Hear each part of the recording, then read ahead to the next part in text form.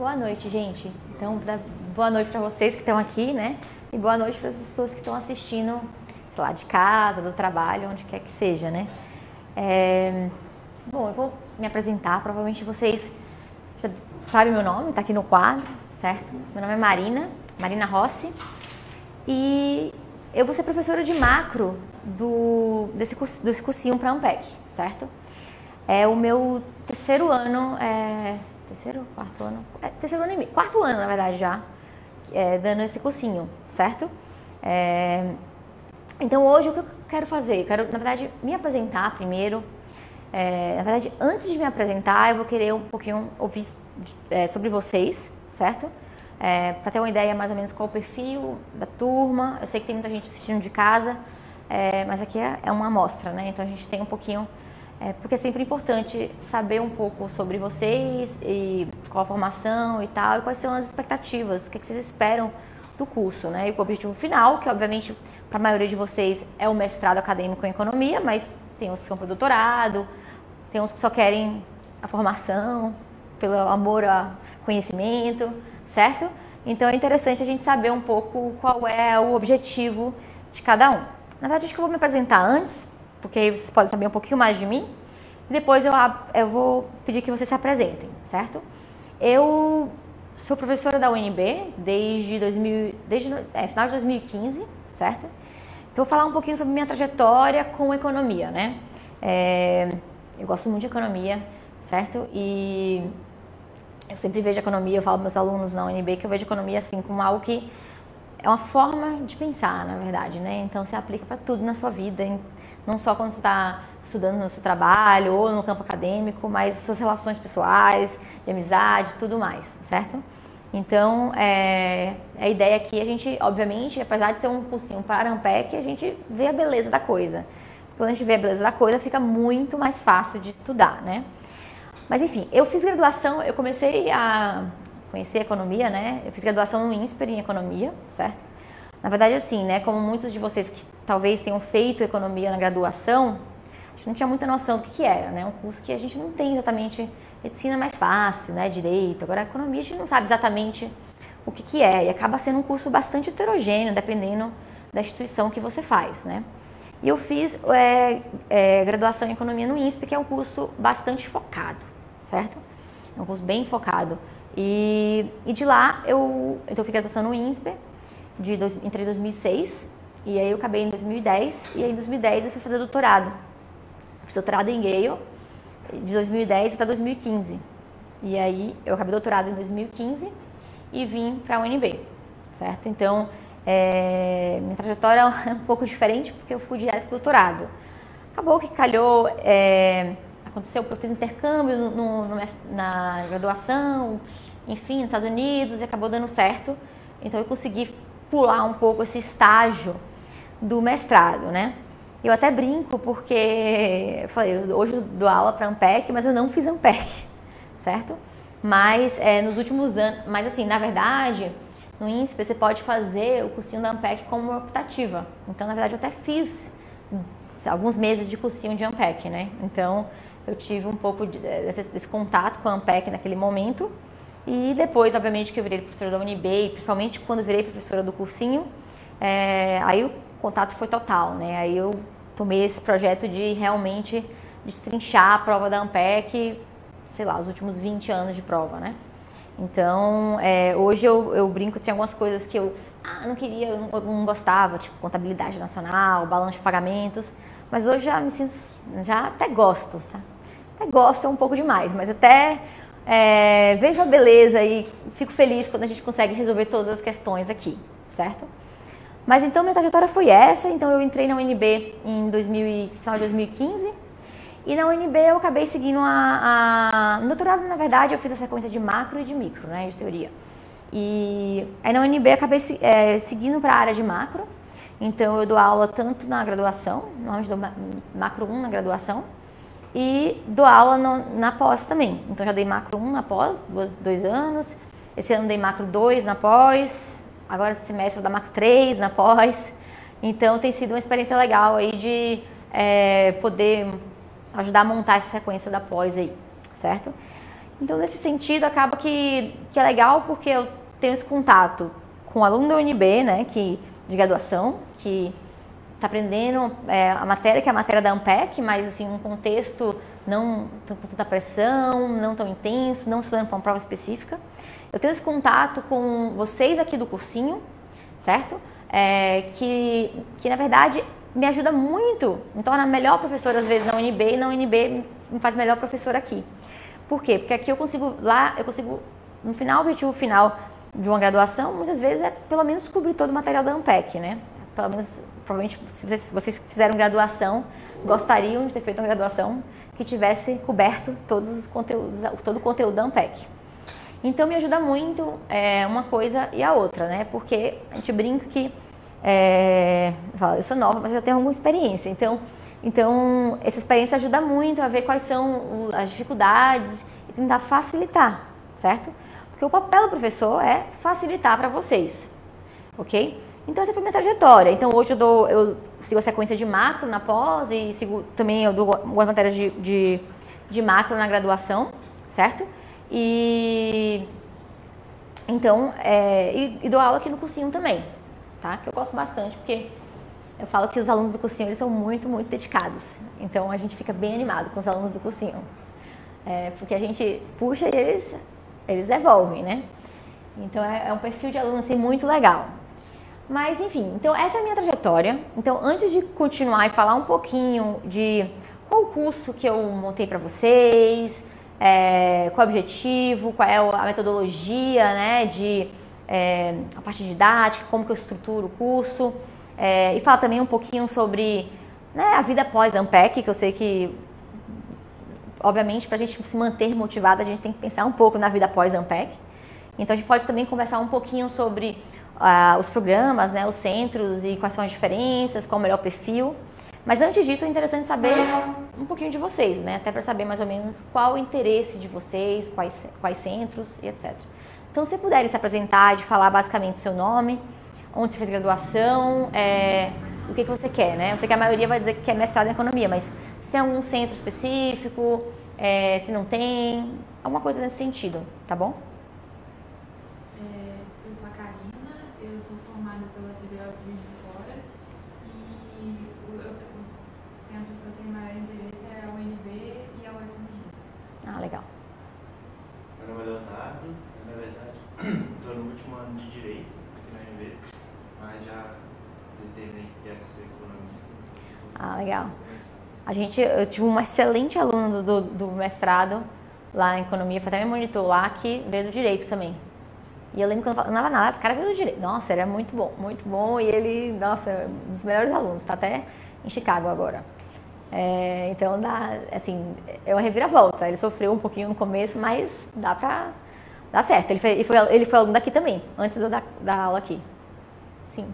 Meu nome é Davi, eu graduei agora em Economia e eu estou pensando nas duas FGVs, né? Instant no doutorado direto e a UNB também. Ah, legal. Meu nome é Ana Beatriz, me formo esse ano em Economia e eu queria ir para a FGV São Paulo. Ah, legal. Meu nome é Antônio, sou graduado em Economia na UFSC, do Espírito Santo. Quero tentar doutorado nas FGVs e na UFSC, de ANPEC. O Zampec, né? Meu nome é Matheus, eu vou me graduar esse ano na UNB, em Economia, e eu queria GVs, vou tirar a USP, aí a UNB também. GVs, as duas. Ah, tá. Bem, eu Já- em letras e quero UNB. Ah, legal. Bom, pois é. Na verdade, assim, basicamente todos os centros que vocês querem, né, são extremamente competitivos. Então, realmente, uma boa preparação vai fazer toda a diferença, tá? O que é a ANPEC? A ANPEC, certamente vocês já conhecem, a Cecília também vai falar um pouco, né? Falou já um pouco, então eu vou falar um pouco sobre isso também. Mas antes eu vou só ver se tem alguém lá que está assistindo de casa, tem alguma pergunta. Na verdade, tem um pessoal aqui falando da formação deles também. Tá? Aham. Tem Ah, o interessante. Rafael, que é economista pela UFPE, Tem a Agnes Levorato, ela falou os centros que ela quer ir. Ela quer ir para a USP, para a UFRJ, para o UNB. Tem o Guilherme Moraes, que fez economia na UEL e quer ir para a FGV Rio, FGV SP, PUC Rio ou USP. E o Rafael Botelho falou que pretende ir ao PIMES, UFPE ou UFPB. O André Luiz fez economia e quer ir na PUC Rio Grande do Sul. Não, quer ir para a PUC do Rio Grande do Sul ao UFRGS. E o Moisés, ele está fazendo graduação em economia e o sonho dele é ir para a Unicamp. O Felipe fez economia e quer ir para a UFF ou FGV Rio. E a Caroline, ela é engenheira de produção e gostaria de vir aqui para a UNB. Ah, legal. Você vê que tem gente do Brasil todo, né? Então, quando vocês falam isso, não estão falando só pra gente, né? Tá falando para todo mundo que tá em casa, né? Mas, pois é, então na verdade assim, né? O nosso objetivo aqui é fazer com que cada um atinja o seu objetivo pessoal, que não necessariamente é ir para o mesmo centro, tá? Tem muita gente que tem restrição de local, tem restrição por causa de família, por causa de trabalho, às vezes questão de perfil também, né? Acho que vai ser um ambiente mais acolhedor, isso é importante também na decisão, tá? Então, eu acho que é importante então a gente entender que, né? E qual é o objetivo aqui do curso? O curso a gente quer que, dentro dos objetivos de cada um, que é a prova da ANPEC, mas obviamente o resultado final não é só um centro, tem vários. Então, que cada um consiga atingir o seu objetivo, tá? Cada um vem de uma formação diferente, certo? Então, a gente tem aqui, você vê, tem gente de letras, gente de direito, gente, né, assim, tem engenheiro, tem um monte de gente de formação bem heterogênea, certo? Isso, em geral, é uma coisa que agrega para a turma. E mesmo de quem é de economia, dependendo de onde você fez, a sua formação é bem heterogênea também, certo? Então, uma das coisas que eu sinto aqui no cursinho, assim, eu falo muito pelo curso de macro, mas pelo que eu vejo no curso do Zé Guilherme, no curso da Cecília, o curso do André, enfim, é que assim, é tipo uma chancela de que você viu tudo, você tem que ver, certo? Então, o que acontece? Às vezes a pessoa vai para o mestrado e tem vários gaps, vários buracos ali, certo? E então mesmo que ela consiga passar na ANPEC e tal, ela ficou com uns buracos ali. E o cursinho do cursinho é muito completo, então ele realmente vai preencher todas aquelas lacunas. Então eu vejo isso muito no mestrado. Quem fez o cursinho, você sabe exatamente o que eles sabem. Então você sabe de onde começar. Quando tem gente lá, obviamente na turma do mestrado da UNB, sempre tem gente que não fez o cursinho, né? Que é muito bom também e tudo mais. Mas você vê que o cursinho nivela bem ali, assim, conhecimento básico. Isso ajuda muito, assim, para a pessoa que ela já tem aquele conhecimento bem solidificado, né? Então isso ajuda muito. Então, até eu brinco, assim, que na verdade, mesmo se não quisesse fazer ANPEC, eu acho que o cursinho é uma boa, assim, para... eu vi que a Cecília falou que é uma graduação express, mas é tipo isso mesmo, né? É uma forma de você garantir, assim, que você vai conseguir preencher essas lacunas, né? Eu tento muito pegar minha experiência aqui e preencher as lacunas de macro lá no curso da UNB, certo? Mas é diferente, porque são vários professores, você não consegue muito ter essa coisa heterogênea, essa coisa mais homogênea, tá? Eu digo isso, eu fiz uma graduação super focada, como eu falei pra vocês, e ainda assim tem buracos, tá?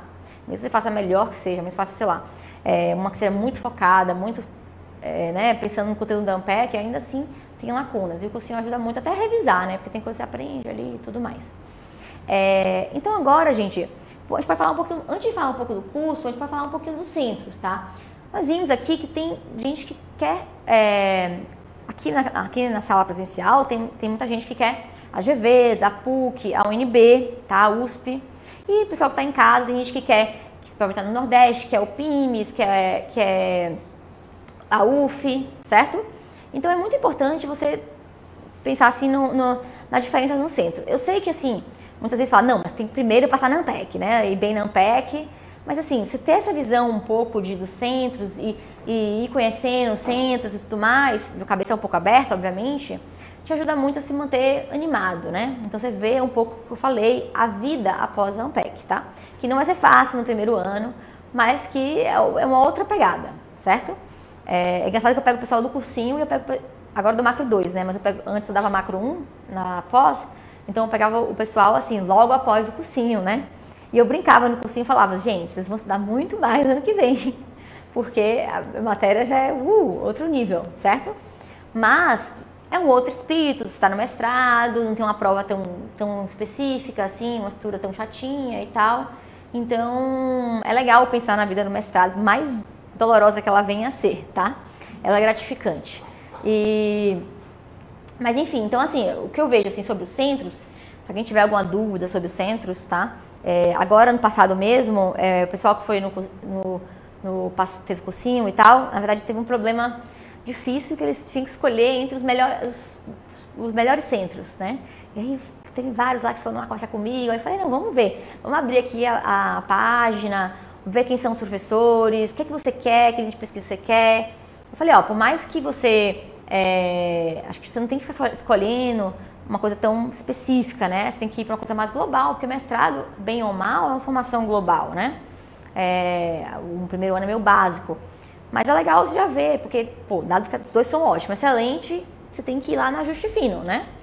Na segunda, na terceira, na quarta derivada. Então, você precisa realmente ver aquelas coisas. Então, assim, é legal, de vez em quando, tiver um pouco de saco cheio, vai lá, abre a página do centro, vê quem são os professores, vê o que você acha que você gosta. Uma coisa importante também, para ir fazendo, é conversando até com as pessoas, com os alunos de lá, tá?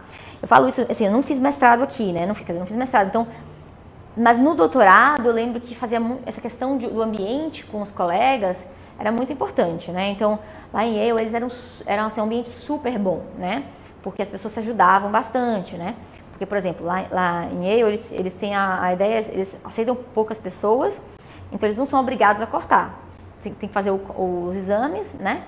Se você não conseguir passar, você é desligado, mas não tem aquele corte de ter que cortar 20%, 30%, como, por exemplo, Chicago tem, porque Chicago antigamente aceitava 40% e eu aceito 18%, certo?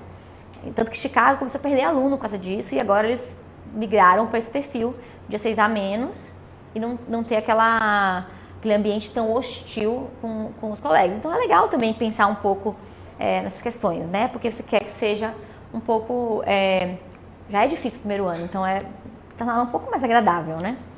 Mas enfim, tô falando um pouquinho aqui sobre a vida após o Ampec para vocês, né, terem uma visão mais de médio e longo prazo, porque vocês vão ver que esse ano de preparação para a Ampec é de foco total, né?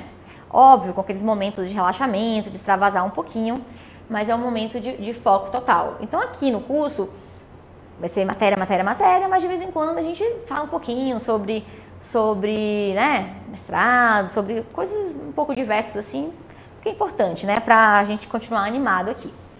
Mas eu vou falar um pouquinho, alguém tem alguma dúvida em relação a...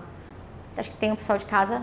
Mandaram uma pergunta aqui, que o Otávio perguntou, o INSPER, ele entra em que classificação dos centros? Então, eu brinco que o INSPER corre por fora, né? Porque o INSPER, eu digo que eu fiz INSPER, né? Eu adoro, assim, a graduação que eu fiz foi excelente, tá? Eu brinco que, assim, acho que eu não consegui, assim, eu consegui acompanhar bem o doutorado porque eu fiz uma boa graduação, certo? Porque a maioria, assim, dos meus 18 alunos, 17 colegas, 15 tinham feito mestrado. Então, estavam revendo muita coisa, né? Aí, os únicos 2 que não tinham feito, além de mim, eram os americanos, né? E eu lembro que eu estava, assim, entre um e outro. Os americanos sofreram bem mais, porque eles fizeram uma graduação um pouco mais, né, abrangente. E eu sofria um pouquinho menos que eles, mas bem mais que o pessoal que fez mestrado. Mas então, por que eu tô falando isso? Porque o INSPER é um excelente programa, tem excelentes professores, mas o INSPER corre por fora, porque o INSPER, na verdade, oferece um doutorado, na verdade, né? Eles têm um mestrado profissional, mas aí é diferente, não é o perfil de vocês, eu acredito. Assim, é válido, mas normalmente quem quer fazer um PEC, que é uma coisa acadêmica, né? E eles têm um doutorado que eles usam a classificação da ANPEC como critério, tá? Então, tem muitos alunos que eles vão bem na ANPEC e o INSPER tenta convidá-los, certo? Eu acho que vale super a pena se você tem um projeto de vida que realmente, assim, você quer um pouquinho, uma coisa mais rápida, né? Então, quer ir direto pro doutorado e tudo mais. Certamente vai ter uma ótima formação, certo? Mas, por exemplo, se a pessoa quer fazer doutorado fora, não faz sentido fazer doutorado no INSPER, né? Muita gente quer fazer mestrado acadêmico no Brasil pensando como etapa para o doutorado fora. Então, nesse sentido, o INSPER não faz muito sentido. Mas, assim, Para quem quer fazer doutorado aqui, eu acho que o INSPER é uma excelente escolha também. Mas assim, é um perfil um pouco diferente nesse sentido, porque não é um programa de mestrado acadêmico. Você vai para o doutorado, certo? Doutorado, a base do mestrado e doutorado é a mesma, né, nesses programas. Então, sei lá, na UNB, o primeiro ano é igual para o mestrado e doutorado, né? Então é mais a questão de que você vai continuar lá, certo? Alguma outra dúvida? Só de casa? Não? Tá. Então, vou falar um pouco sobre os tópicos que a gente vai cobrir, tá? Que certamente vocês sabem, porque provavelmente vocês já olharam algum dia o manual do candidato da ANPEC, pelo menos rapidamente, tá? Mas assim, eu vou falar aqui para vocês entenderem mais ou menos, porque aqui além de todos os tópicos, tem a sequência dos tópicos. Então o que eu vou fazer? Eu vou falar um pouquinho de quais são os tópicos, tá? Depois eu vou falar um pouquinho sobre macro, então eu vou falar um pouquinho sobre história da macro, não, mais ou menos, uma coisa bem rápida, mas só para mostrar como que esses tópicos se inserem nesse histórico da macroeconomia, tá? Então, qual é a racionalidade por trás disso, certo? E por fim, depois eu quero explicar para vocês como é que eu gosto de estruturar o curso, certo? E mostrar depois para vocês tudo que a gente faz, tá? A gente faz muita coisa no curso, assim. Depois olhando assim, ex post, né, quando passa, eu falo, gente, a gente resolveu muita coisa, tá?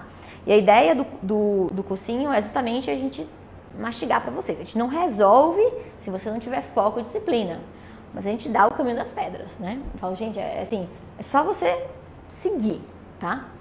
Mas a ideia é a seguinte, então a gente começa com contabilidade nacional e balanço de pagamentos, tá? Que são tópicos ali mais soltos, ok? Depois a gente começa com oferta e demanda por moeda, tá? Déficit de dívida pública. Então a gente começa depois o modelo keynesiano simplificado e SLM, que são modelos que não são microfundamentados, modelos estáticos, primeiros modelos de macroeconomia, né?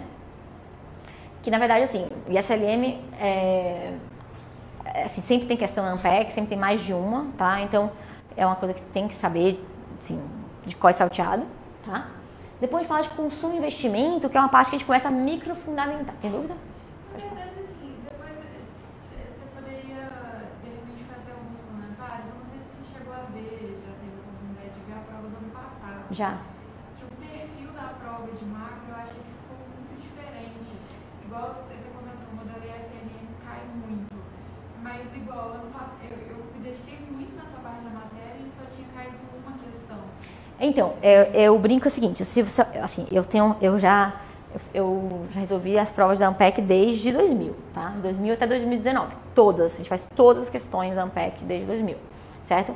E claramente você vê que mudou, eu não digo que mudou a questão, mas mudou a distribuição das questões em relação aos tópicos, tá?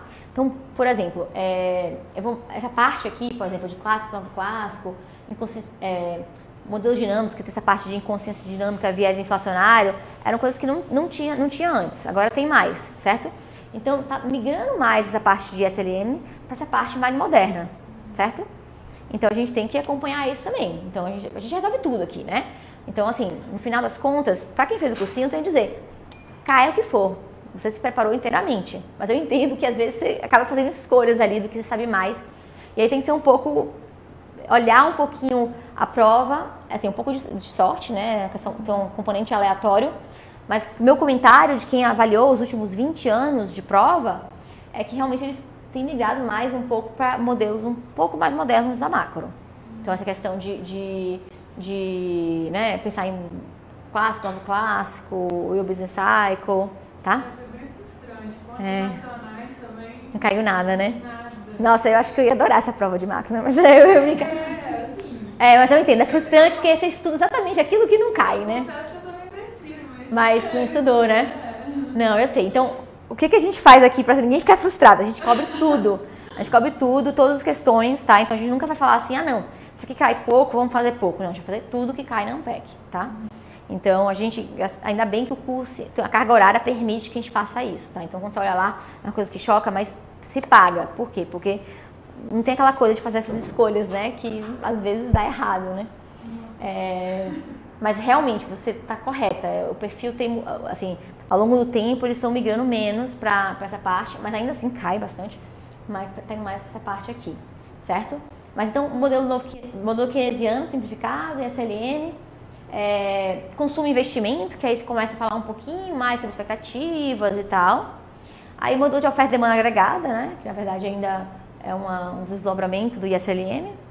Aí aqui a gente vem para uma parte mais moderna, né? Que é modelos dinâmicos, que a gente fala um pouquinho sobre expectativas racionais, expectativas adaptativas, um pouco sobre desinflação, né? Aquelas coisas. A gente fala também um pouquinho sobre inconsistência dinâmica, viés inflacionário, lá do Killing e Prescott, que cai, resolve em função de perda social, que cai na Ampec, certo? Eu até ia brincar, que foi uma coisa que eu dei hoje, estou no macro no verão, na UNB. Eu dei exatamente esse tópico hoje. E então cai essa parte. Aqui cai muito como uma discussão, certo?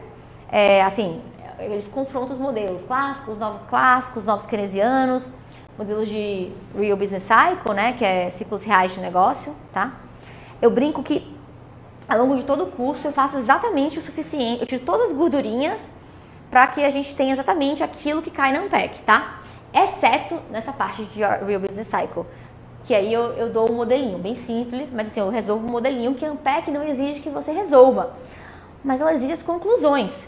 E aí, se você resolver o modelo, é muito mais fácil você entender as conclusões do que ficar gravando as conclusões. Então, a única parte que eu faço é uma coisa que é mais do que a Ampec é aqui, mas eu faço isso também porque como eu dou macro 1 na pós, ajuda muito quando você resolver o modelo de equilíbrio geral em macro, tá? Então, mesmo que seja uma versão baby, né? Já te ajuda muito. Então, a única coisa que aqui eu sigo bastante tudo assim, só boto que tá exatamente o que você precisa para Ampec. A única coisa aqui é que é uma aulazinha aqui que a gente resolve esse modelinho porque se paga, eu acho, né? Se paga tanto para a prova da Ampec, porque as conclusões, né, você realmente entende, e se paga também porque te ajuda muito no mestrado, certo? Depois então a lógica é o seguinte, a gente começa com modelos básicos, depois a gente começa a falar um pouquinho de modelos que introduzem expectativa de alguma forma, um pouquinho de dinâmica, depois a gente abre a economia. Então a gente abre a economia, a gente fala um pouquinho de paridade de juros e câmbio, e aí faz o ISLM-BP, né? E por fim a gente fala de longo prazo. Então a gente estuda um pouquinho de modelo de crescimento exógeno, que é o modelo de solo, e modelo de crescimento endógeno, né? Que é o de Homer, o de Lucas, certo? Então, esses são os tópicos que a gente vai cobrir exatamente nessa ordem, certo? Antes de falar um pouquinho assim de aula a aula, e como é que eu gosto de estruturar a aula, eu vou falar um pouquinho da macro, tá? Então, porque eu acho que é legal as pessoas terem uma noção, assim, de como que esses modelos se inserem no histórico da macro, tá? Então, assim, a gente pode brincar que a macro, ela começou com quem? Com Keynes, tá? Então, lá na década de 30, a Grande Depressão, você tinha um modelo clássico antes, tá? Antes de Keynes, mas aí você pensou em modelar curto prazo, lá com Keynes, por quê? Sempre a gente tem que entender o contexto no qual as coisas foram desenvolvidas. Então, se tinha a Grande Depressão, a gente não conseguia, os modelos clássicos não conseguiam explicar aquele desemprego todo, certo? Porque a ideia clássica é o quê? Que o desemprego, ele é, alguém de casa sabe? Voluntário, certo? Ele é voluntário. Na verdade, a ideia as pessoas não estão dispostas a trabalhar ao salário vigente, certo? Obviamente, se você estivesse disposta a trabalhar por R$5 por dia, provavelmente você vai arrumar um emprego, certo? Mas a questão é que você não está disposto, porque, enfim, né? Custo de oportunidade, enfim, essas coisas todas. Mas o ponto é que, mas, poxa, como é que você explicava, então, fila de pessoas buscando emprego, né? Não tinha salário de equilíbrio, não podia explicar aquilo. Então, Keynes desenvolveu o modelo, as ideias lá keynesianas, que depois, lá junto com o Hicks, passou a ser o modelo ISLM, certo? Que foi o primeiro modelo de macro que a gente teve, de equilíbrio, né? Então, ISLM que te dá um modelo de equilíbrio para juros e produto, certo? É um modelo bom? Olha, no contexto em que ele foi desenvolvido, é um modelo razoável, tá? Isso tem quase 100 anos, certo? Então, mas assim, então você tinha aquelas conclusões, né? Sobre governo, gerar ciclo, tal, curva de Phillips, original e tudo mais. Obviamente, é um modelo com limitações, muitas limitações. É um modelo estático, é um modelo sem microfundamento, é um modelo sem expectativa, né, sem restrição orçamentária do governo. Então, assim, muitos problemas, certo? Mas, naquele momento, era um modelo que avançou na macroeconomia, tá? Depois disso, o que aconteceu? Vamos pensar que a gente foi, isso aqui na década de 30, né? A gente foi para a década de 50. Então, o que surgiu que é Keynes, né? Vamos supor. Então, quem que surgiu na década de 50, né? A gente começou a falar um pouco mais sobre expectativas, né? Sobre o papel das expectativas. Mas na década de 50, isso aconteceu de uma forma ainda muito incipiente, né? Então, sem realmente modelar aquilo de uma forma muito cuidadosa, porque a gente não tinha ainda ferramental matemático para isso, certo? Então, o que a gente teve lá? A gente teve o Friedman, que fez várias coisas, mas uma delas contribuição à teoria da renda permanente, do consumo, tá? Que a gente vai ver aqui. O Modigliani também, né? Que é a teoria do modelo de ciclo de vida. Certo? Então todos eles falam assim, poxa, esse modelo aqui ele não incorpora. Apesar de Keynes ter enfatizado a questão das expectativas, ele não modelou isso de uma forma cuidadosa. Então ele fala, não, a gente tem que modelar isso aqui, porque as conclusões do modelo podem ser bem diferentes, certo? Então a gente começa a falar de consumo e investimento. O Tobin também, né, o modelo de Keynes de Tobin, certo? Então tudo isso ali consumo e investimento, certo?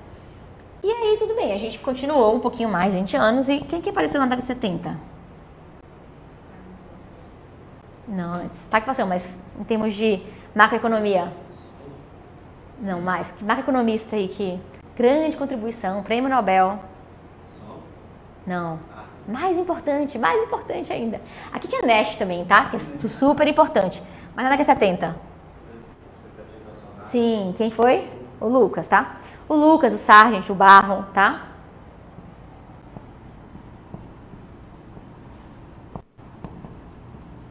Tá?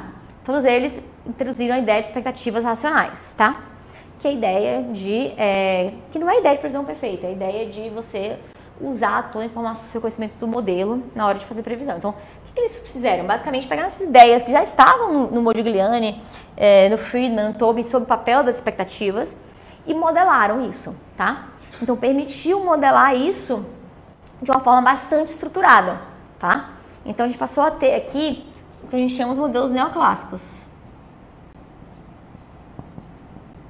que até hoje são os modelos benchmark. Se você está na pós, você começa a dar um modelo benchmark neoclássico, certo? Que é um modelo de equilíbrio geral, dinâmico, estocástico, né? Então, tudo isso, certo?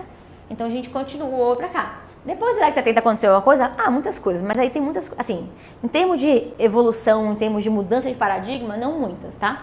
Mas a gente, no momento que a gente passou a modelar isso, a gente teve aqui uns avanços computacionais, tá? Então, a gente começou a trabalhar, por exemplo, com a abordagem Sargent, principalmente com a abordagem recursiva. Então, a abordagem recursiva, que é o que a gente faz na máquina pós, né? Que é programação dinâmica estocástica. Então, permite que você use computador para resolver modelos gigantescos, tá? Então, a partir da década de 70, muitas coisas foram assim, a capacidade de processamento assim, de computador permitiu que a gente resolvesse problemas matemáticos bem complexos e introduzisse todas as ideias de equilíbrio geral, certo? Então, essa abordagem recursiva permitiu, por exemplo, em 98, por exemplo, a gente teve Crucell-Smith, que é um paper famoso, que permitiu a gente trabalhar com agentes heterogêneos, certo? Agentes heterogêneos, mercados incompletos, certo? Então, a gente teve ali em 98, 2000, um ponto de inflexão, que é esse ponto de que programação dinâmica realmente se tornou uma coisa essencial na macro, tá? Então, se você vê os programas de pós-graduação de macro, no Brasil ainda depende, né? Então, tem alguns que ainda usam Homer, tá? Mas, assim, os mais modernos já usam o livro do Sargent, que é totalmente recursivo, certo? Então, estou fazendo isso só para vocês entenderem onde a gente está, certo? Então, qual é o objetivo de vocês? Chegar na fronteira do conhecimento, né? Não vai ser no cursinho, a gente vai seguir a Unpack para aqui, certo? Expectativas racionais só toca assim muito rapidamente, certo? O RBC é isso aqui, sei lá, tá? Mas quero que vocês estão estudando para Ampec, vocês querem ir além depois, correto? Então, a ideia é vocês verem ainda o caminho que vocês têm para percorrer depois, né? Tá? Pelo menos em macro. Então, a ideia é que vocês possam ir até a fronteira do conhecimento, certo? Então, o que eu vou fazer com vocês? Vou deixar aqui, tá? E depois, se alguém for um aluno na UNB, a gente pode ir para mais perto, certo? E para onde vocês forem, enfim, a gente pode ir mais à frente na fronteira do conhecimento, certo? Mas a ideia é, assim, não se acomodem, tentem realmente sempre chegar lá, tá? Então, a gente, às vezes, vai falar... Eu lembro que eu começava a dar ISLM e ficava um pouco irritada. Eu falava, nossa, modelo da década de 30. Mas tudo bem, é importante, tem seu papel, desde que a gente entenda que é um modelo que tem 100 anos, entendeu? Então, a ideia é a gente... Tem ganho? Tem, é muita intuição. Então, a gente pega as intuições que a gente vai fazer aqui. Você vê que eu dou ISLM, a maneira que eu gosto de dar é pensando nas intuições. Eu não faço aqueles quadrinhos de desloca para a direita, desloca para a esquerda. Eu não faço isso, tá? A gente sempre deduz. Se você me perguntar, eu vou gastar 3 segundos, 5 segundos e eu vou passar na minha cabeça o argumento todas as vezes, certo? Por quê? Porque isso não tem erro, você nunca vai esquecer. Porque quando você memoriza essas coisas, vai na Ampec, a primeira coisa que você esquece, maldito quadrinho, certo? Aquela coisa que você entendeu, o argumento, te ajuda. Eu sei que em pré-vestibular a gente fica fazendo musiquinha e tudo mais. Aqui a gente não precisa disso, tá? As coisas fazem sentido em economia o suficiente que a gente pode desenvolver o argumento sempre, tá? Eu acho que sempre se paga isso. Óbvio, uma coisinha ou outra a gente faz uma conexãozinha isso na sua cabeça. Mas eu vou sempre ir pelo argumento. E isso não é gastar tempo, tá? Não é gastar tempo. Isso se paga, a gente consegue fazer isso bem. E eu vejo que os alunos conseguem entender muito melhor. E mais importante, eu brinco que com isso o aluno consegue ir além um pouco da questão que não é exatamente igual a que ele fez. Porque se ele entende, a Ampec é cheio de pegadinha, ela formula a mesma coisa de várias formas. Então, se você gravou aquilo e ela muda um pouquinho a estrutura, certo? Você acaba ficando, that's útil. Então, aí você tem que, se você entendeu o argumento, não. Então, a gente vai sempre fazer uma abordagem, apesar de ser um cursinho, assim, nesse sentido eu não abro mão. A gente vai sempre fazer aqui de entender o argumento econômico, entender como desenvolver a matemática e juntar as duas coisas, certo? Então, assim, a única diferença que eu tenho aqui em relação ao que eu dou na UNB, por exemplo, é o foco na Ampec e assim, né, o ritmo, o perfil do aluno e tudo mais. Mas, assim, o método de ensino, de focar em entender realmente economia, é a mesma coisa, tá? Então, acho que isso para mim é bem importante. Então, assim, a gente vai dar macetes, óbvio, para Ampec, vai, mas sem abrir mão de vocês realmente aprenderem economia, tá? Não é para... Eu falei para vocês, é para fazer a prova? Mas é para você estar no mestrado sabendo realmente o conteúdo, ok? Alguma dúvida? Alguma dúvida do pessoal? Pode falar. Tem uma pergunta aqui, 2 pessoas me perguntaram, e é mais básica assim, mas qual é a diferença? O Fábio Leandro Ramos perguntou, qual é a diferença entre o mestrado profissional e o mestrado acadêmico?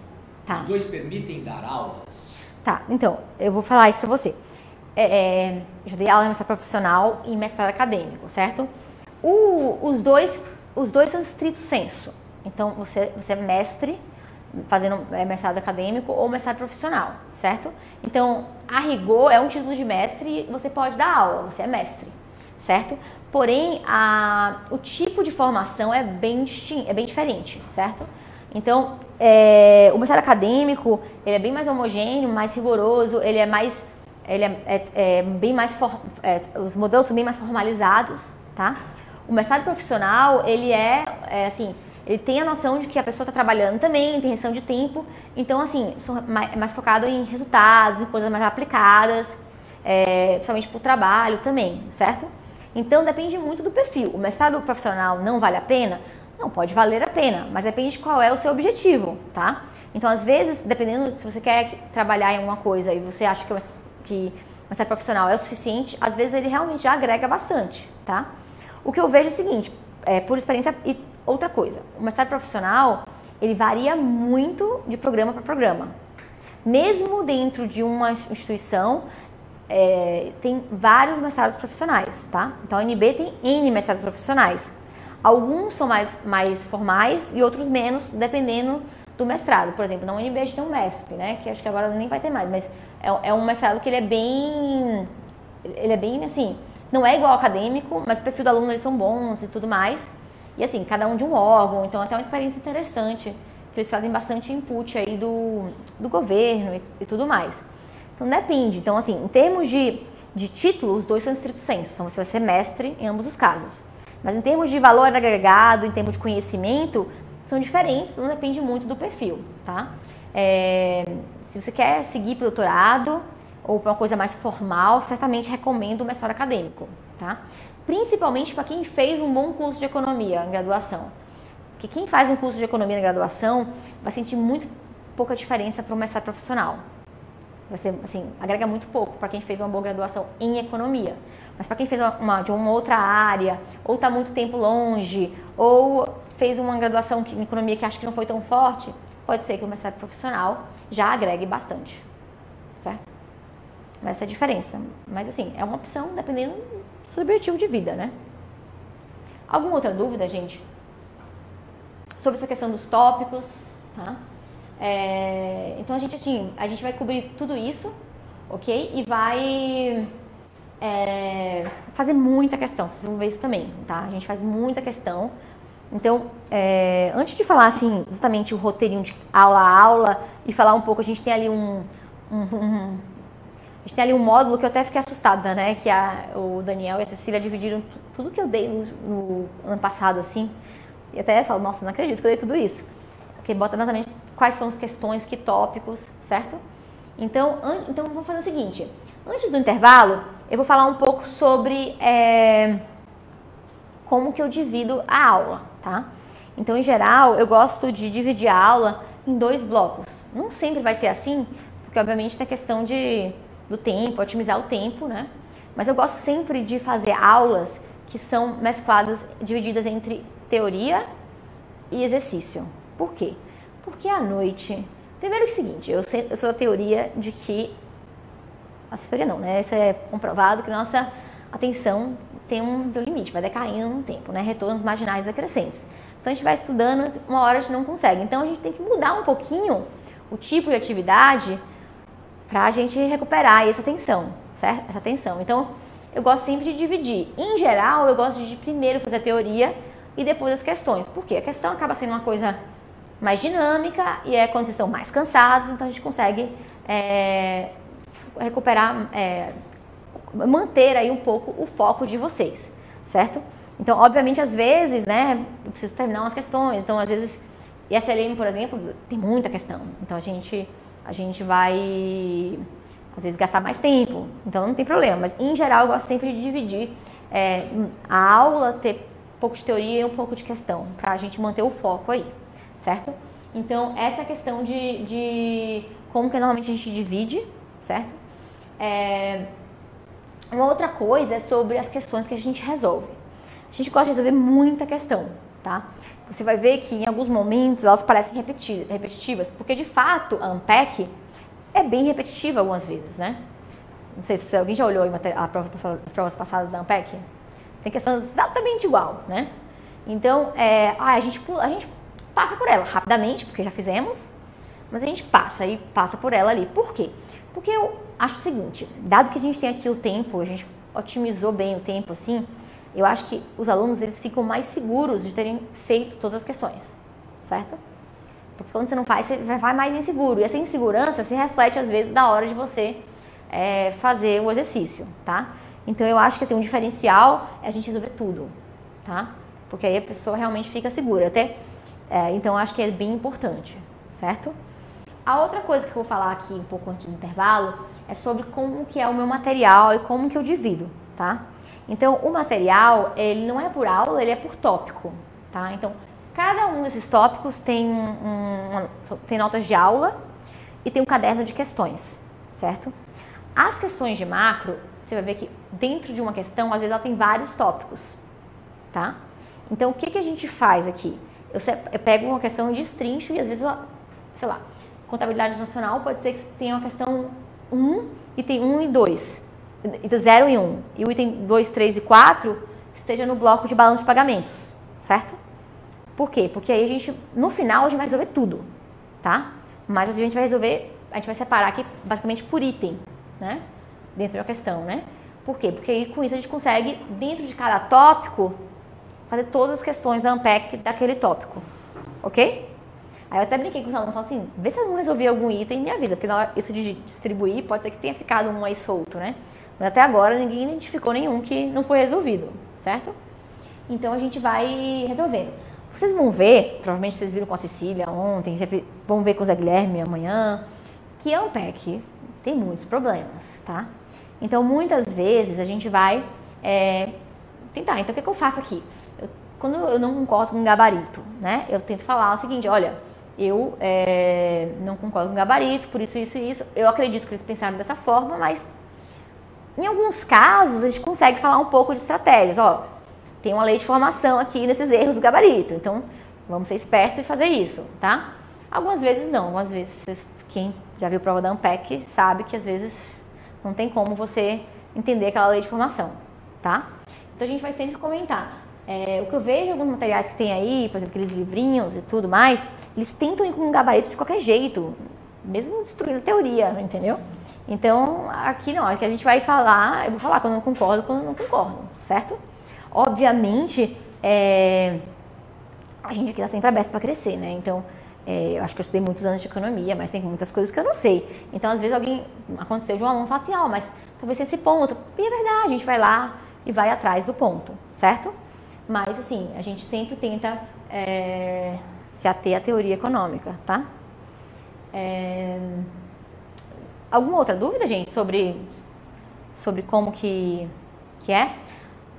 Outra coisa que eu quero falar para vocês é sobre a bibliografia, tá? Então, ano passado, na hora que saiu o manual do candidato, os alunos ficaram meio assim preocupados, né? Porque eles mudaram a bibliografia de contabilidade nacional, tá? Mas, na verdade, eu falei, não, gente, na verdade, já tinham mudado a prova e não tinham mudado a bibliografia. A única coisa que a gente já estava incorporando a nova bibliografia. A única coisa que eles fizeram agora é realmente fazer o manual do candidato correto e colocar a bibliografia correta, tá?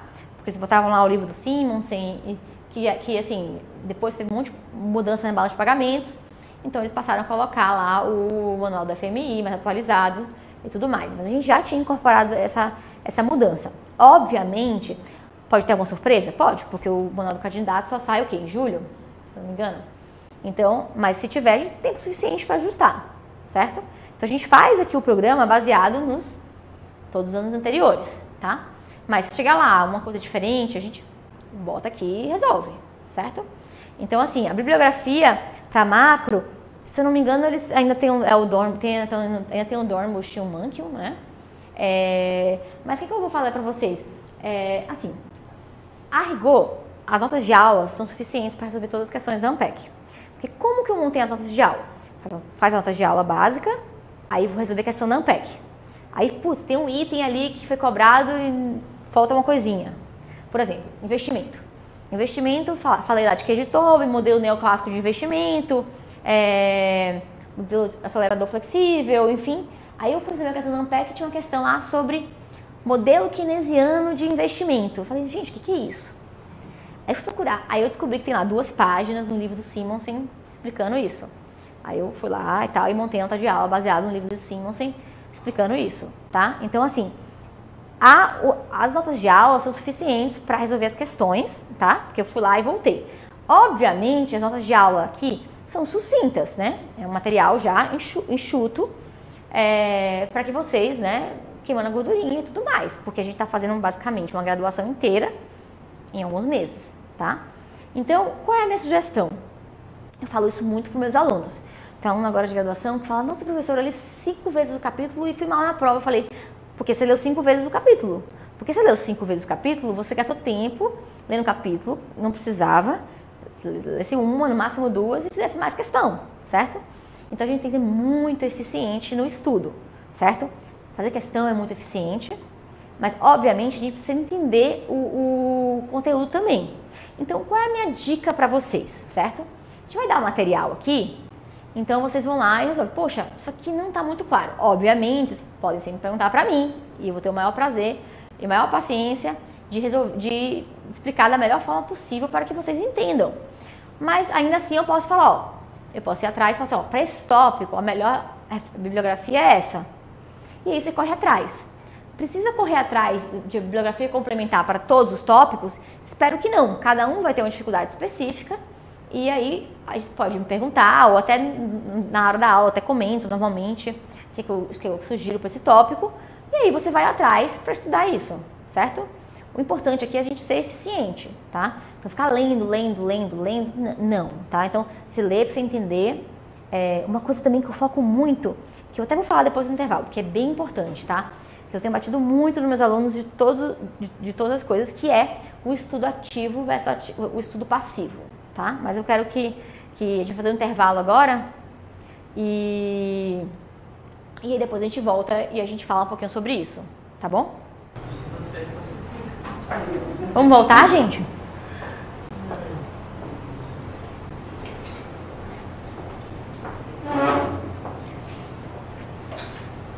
Bom, gente, vamos voltar aí. Fizemos um pequeno intervalo aí para quem tá aqui poder ir ao banheiro, quem tá em casa pode sair, mas agora pode sair sem precisar perder nada, tá? Tem alguma dúvida do pessoal de casa? Olha, tem uma pergunta do Diogo Ambeck.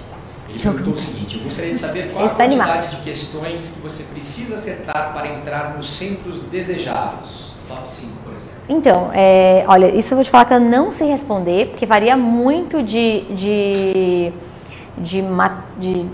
matéria para matéria, de ano para ano, né? Então, teve um ano aí que a prova de matemática foi super difícil, que qualquer nota positiva era boa, certo? Então, depende muito. Você consegue achar, que eu não tenho aqui agora, mas alguns históricos, assim, mais ou menos, quanto tirou.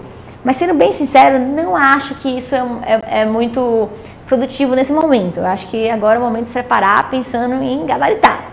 E depois você fez lá, você começa a ficar aquele mês lá de outubro se desesperando, tá? Eu acho que agora é o momento de pensar na melhor preparação possível. Sim. O Wagner Diniz perguntou aqui: como passar direto para o doutorado sem ter que fazer um mestrado antes? Tá, isso foge um pouquinho do cursinho, mas eu vou contar. Eu vou falar isso porque muitas pessoas... Então, na verdade, a rigor você não precisa do mestrado para fazer doutorado, tá? Isso vale... Aqui no Brasil, você pode fazer doutorado direto, mas tem alguma... Então, você vai para o INSPER, tem um programa de doutorado direto, mas assim, em geral, dado que tem um mestrado junto nas instituições, elas exigem que a pessoa tenha algum mestrado normalmente, tá? Nos Estados Unidos também não precisa, tá? Tanto que eu falo graduação, eles vão direto da graduação, tá? Por que então que as pessoas fazem mestrado aqui, vão lá para o centro, top 4, para poder conseguir ir para fora, tá? Ótimo, é um momento de dar uma aula de economia, tá? Então, é um problema de informação, um problema de sinalização, tá? Que espero que você já tenha estudado em micro alguma vez na vida. Mas, basicamente é o seguinte, o mestrado, ele vai te dar conhecimento que você precisa para o doutorado?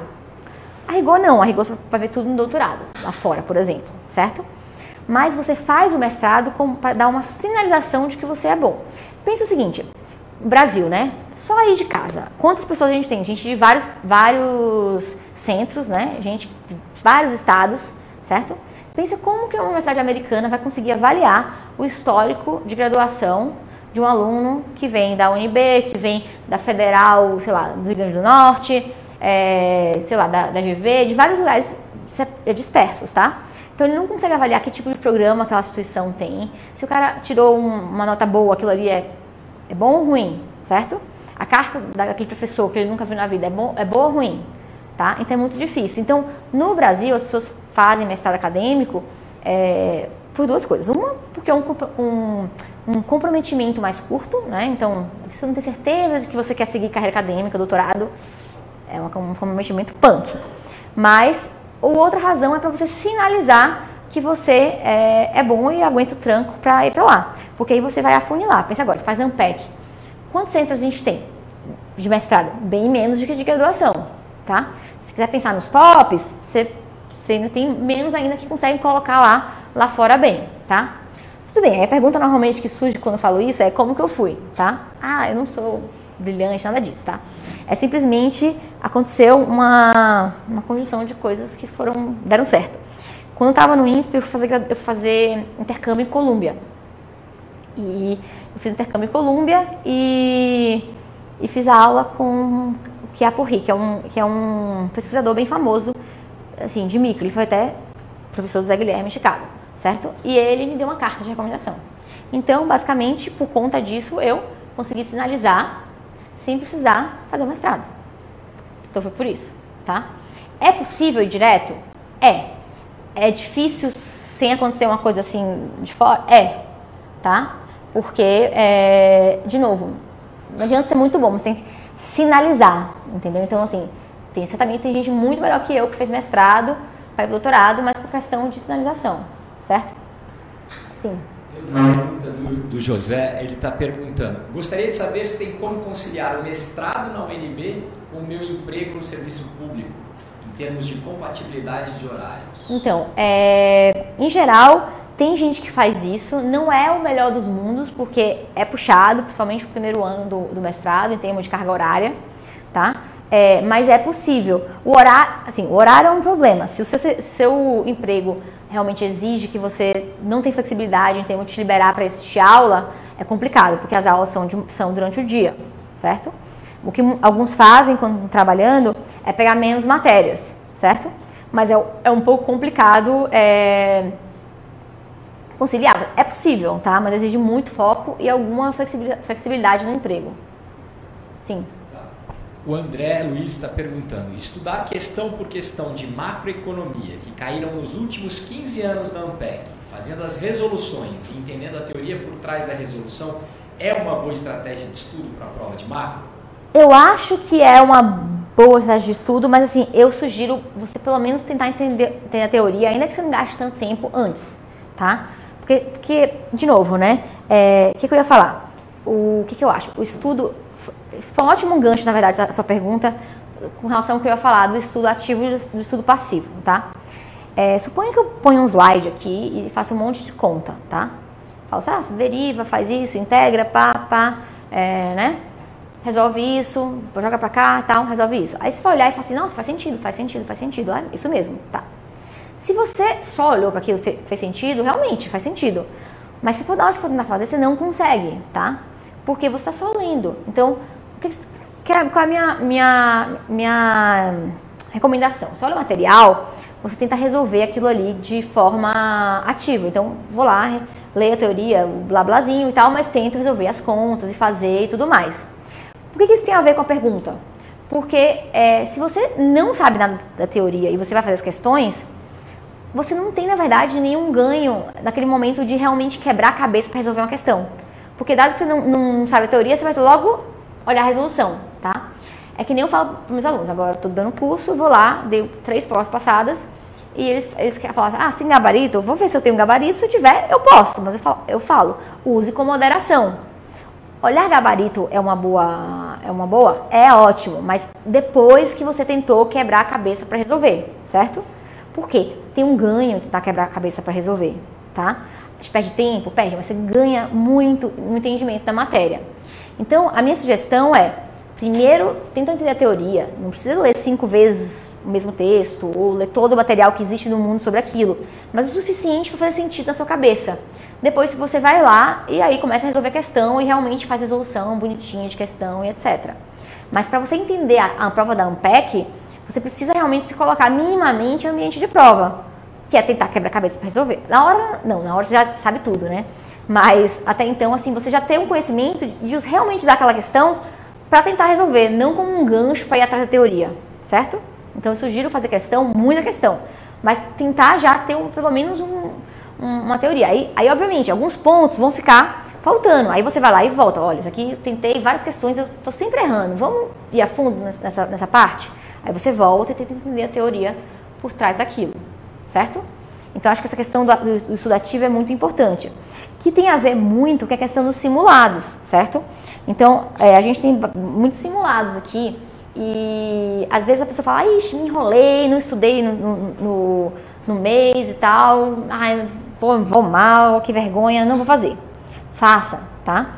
De novo, a hora de quebrar a cara é antes da ANPEC, não no dia.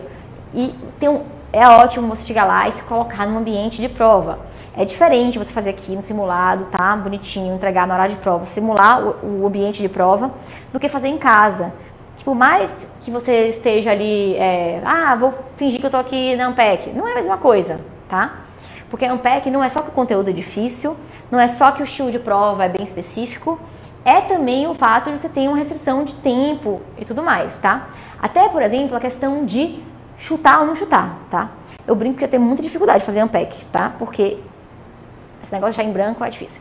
Então, uma vez, né, tinha um professor no INSPE de macro, que era macro aberta, e aí tinha um bloco lá que era de verdadeiro e falso na Ampec, e era sem justificativa, certo?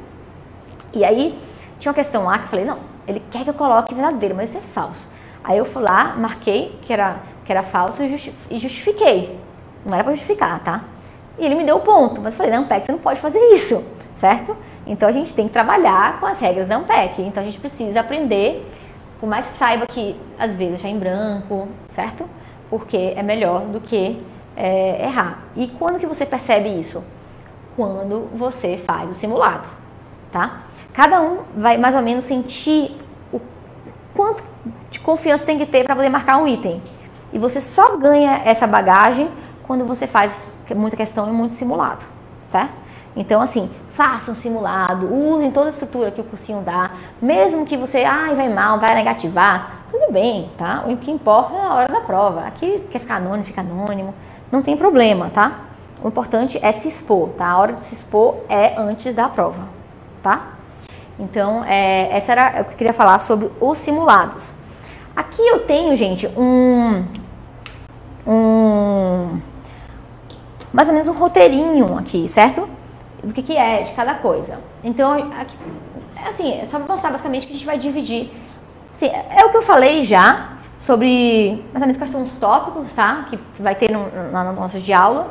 E todas as questões que a gente faz, tá? Agora tem até mais um ano, que acho que eu atualizei, mas tem até 2020 agora, né? Que já tem a PEC 2020, que foi aplicada ano passado, que a gente também vai resolver aqui, certo? Então, a gente resolve isso aqui. Então, aqui tem um resto. Tá? Tudo isso aqui. Mas, assim, o que eu quero mostrar pra vocês agora é essa parte aqui, ó. Que vocês vão receber depois, em algum momento, acho que amanhã, que basicamente vai dizer pra você aqui tudo que foi feito no ano passado, tá? Então, você tem a duração de cada tópico, cada questão. Então, você tá vendo aqui, ó. Então, a gente fez questão 9 e tem 0, 1, 2, 0, 1, 3 e 4, tá? Por quê? Porque provavelmente o item 2 era de outro tópico, ok? Então, a gente tem tudo divididinho aqui, ó. E são muitos e muitos módulos, tá? Então, se você olhar aqui, ó, tem muita coisa. Então, vocês conseguem ter exatamente tudo que a gente vai cobrir, tá? Por exemplo, dentro de ISLM ou modelo keynesiano, os casos keynesianos, caso da armadilha da liquidez, algumas considerações, complemento, certo? Então, a gente tem aqui tudo que faz. É muita coisa. Se me perguntar assim, é possível estudar sozinho para Ampec?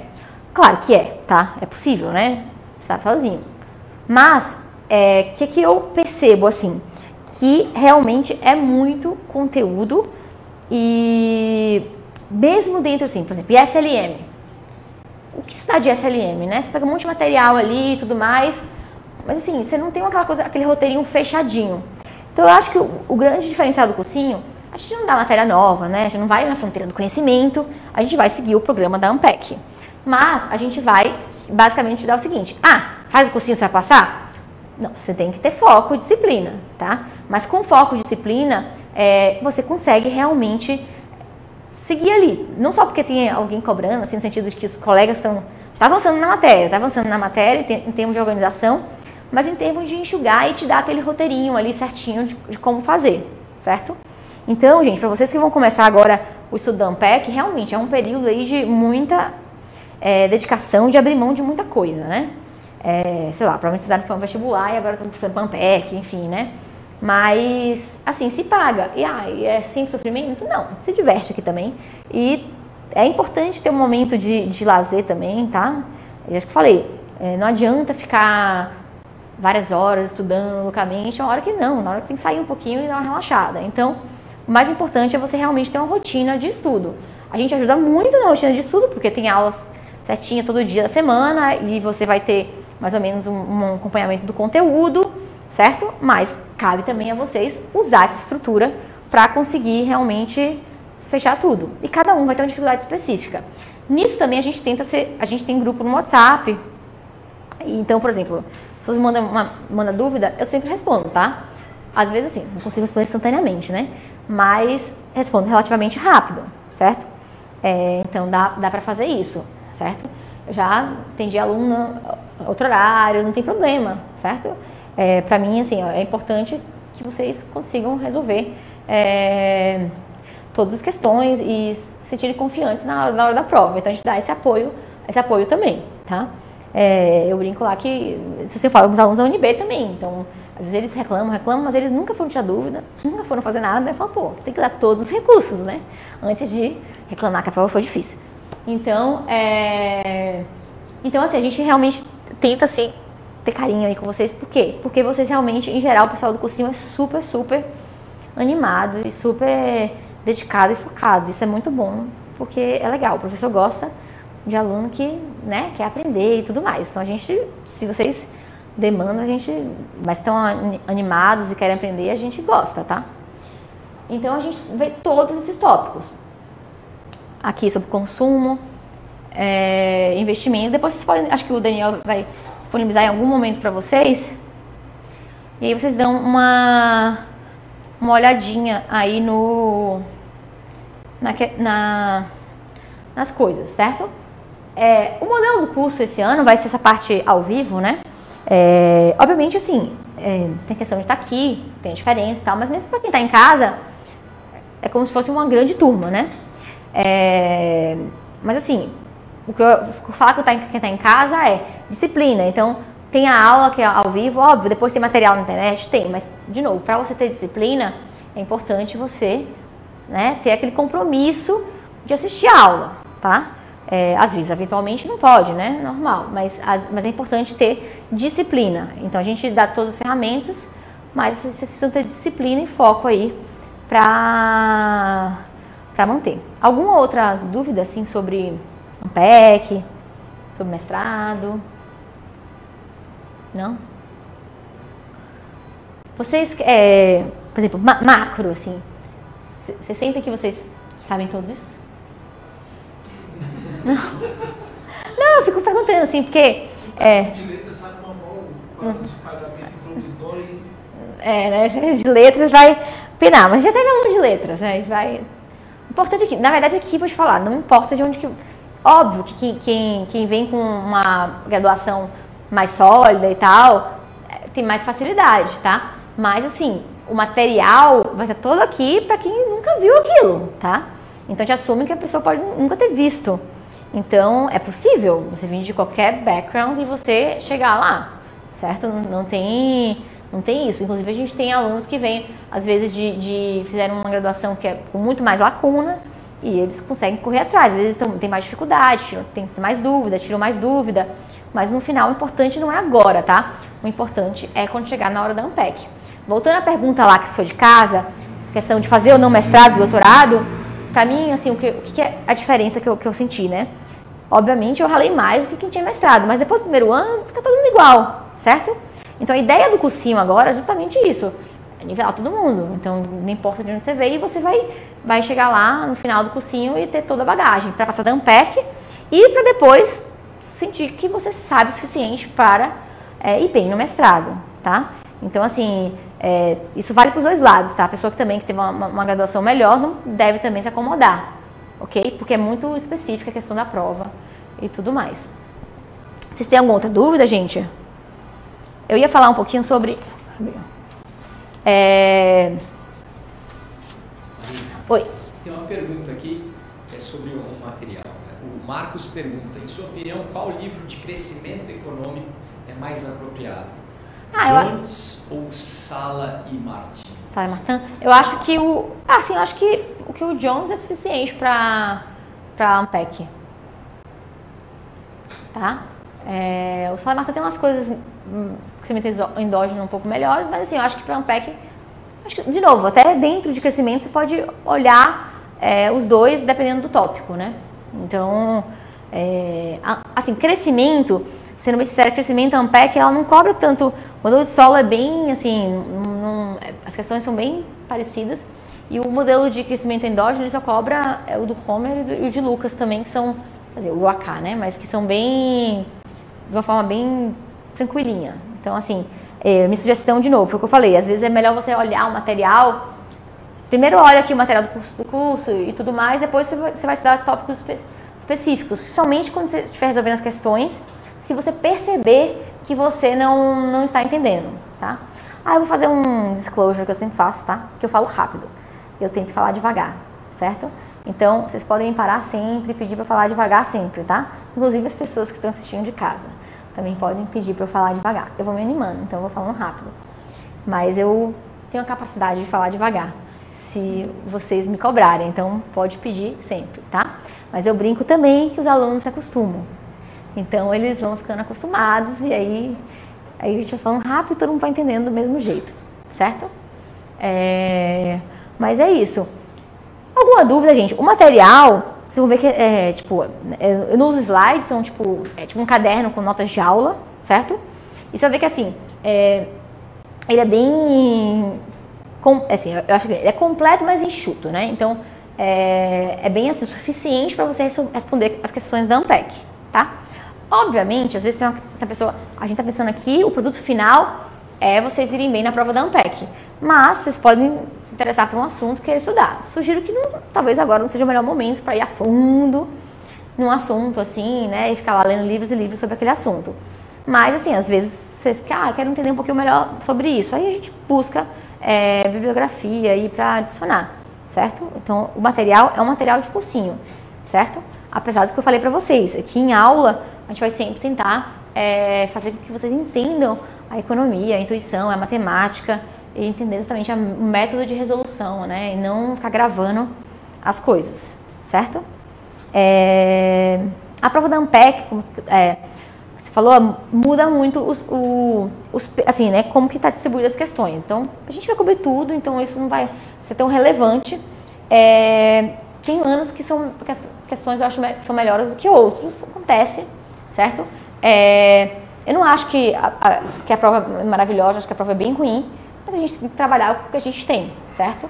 Então, às vezes, chega aqui um aluno e fala assim, nossa, mas tá errado essa questão. Eu falei, tudo bem, eu concordo, mas assim, é o que a gente tem. Então, a gente tem que aprender a trabalhar com a Ampec. Nós não vamos mudar, nós não vamos fazer a prova da Ampec. Então, a gente tem que, não adianta bater. E eu brinco muito com isso, né? Quando eu fiz cursinho no INSPE, eu era chata do cursinho. Por quê? Porque eu tinha passado no doutorado, não ia fazer a prova da Ampec.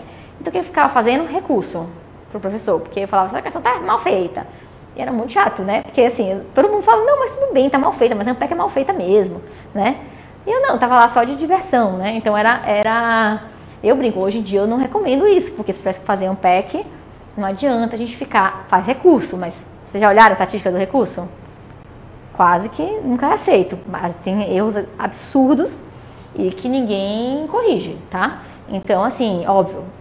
Outra coisa, né? Acabou uma prova da Ampec, quer montar recurso? Eu ajudo a montar recurso. Então, a gente vai atrás de bibliografia e tal para montar recurso.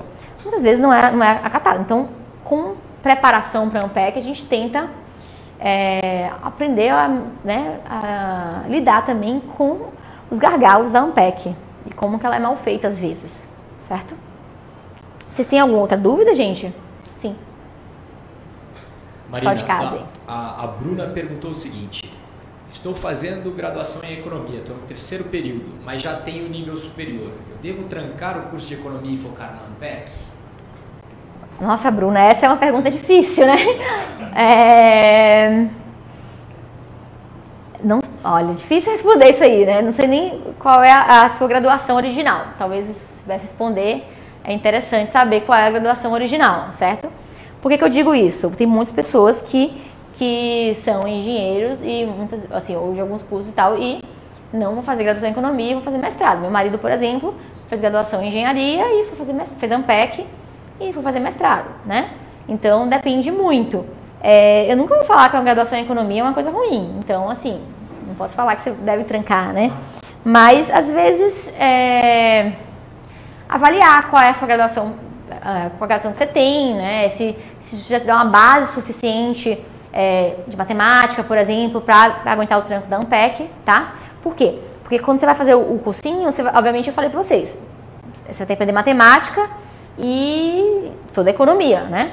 Então, é possível? Mas às vezes, se você gosta de economia, vale a pena. Já está no terceiro período, é o começo, mas já passou no vestibular, já está cursando, pode ser interessante continuar. E aí, às vezes, fazer um pouco um estudo mais suave, se for o caso, né? Mas eu acho que depende muito também da sua formação, com a sua primeira graduação. Alguma outra dúvida? Alguém de casa? Tem outra pergunta aqui, José. Estou na dúvida se a Ampec é só para mestrado acadêmico, pois vi no manual do candidato, e se eu não me engano, vagas para o mestrado profissionalizante no INSPER. Outra pergunta seria se o mestrado profissionalizante seria mais indicado para quem já é servidor público. Então, por exemplo, em relação ao INSPER, assim, eu acho que não é obrigatório a Ampec, então não é exigido a Ampec, mas se você for bem na Ampec, isso é um plus gigantesco para você, tá? Então, por exemplo, sei lá, teve um candidato que foi até fez cursinho, ele ficou em terceiro lugar na Ampec, aí foi pra PUC, mas aí por questões pessoais ele acabou não ficando lá e voltou. E aí ele já tinha mestrado em engenharia, e aí ele aplicou pro doutorado na UNB e, poxa, terceiro lugar na Ampec geral, óbvio que ele vai entrar. Então, eu acho o seguinte, ir bem na Ampec vai fazer com que você consiga entrar certamente no mestrado profissional, no INSPER ou qualquer outro. Sobre qual que é o melhor, se é mestrado profissional ou não, depende muito do perfil, tá? Depende muito de como que você encara estudar economia, né? Então, qual o grau de profundidade que você quer ter. Às vezes, de fato, o melhor perfil do aluno é um mestrado profissional, tá? E assim, eu acho que o cursinho ajuda em todos os casos, porque vai te dar uma base até para aprender o conteúdo do mestrado profissional. Mas às vezes não, às vezes a pessoa quer uma coisa mais formalizada, ela gosta mais de ir a fundo nas coisas. Então, talvez seja interessante realmente ir para o mestrado acadêmico. Depende muito, não só do tipo de trabalho, mas assim, do que a pessoa realmente gosta, tá? Então, assim, tem gente assim, eu adoro economia, né? Então, eu sou um pouco suspeita, mas assim, tem gente que às vezes não sente tanto tesão de estudar economia, então às vezes quer uma coisa assim mais prática para ajudar no trabalho. Então, é uma decisão justa. Certo? Alguma dúvida? Então, vocês que estão aqui estão dispostos aqui a estudar diariamente, né? O importante aqui é realmente ter disciplina, né? Ter disciplina. Às vezes, obviamente, vocês vão ver que não tem jeito. Uma coisinha fica para trás, tá? E aí, qual é a minha dica? Não desiste, tá? Eu falo isso muito com meus alunos de outra forma, né?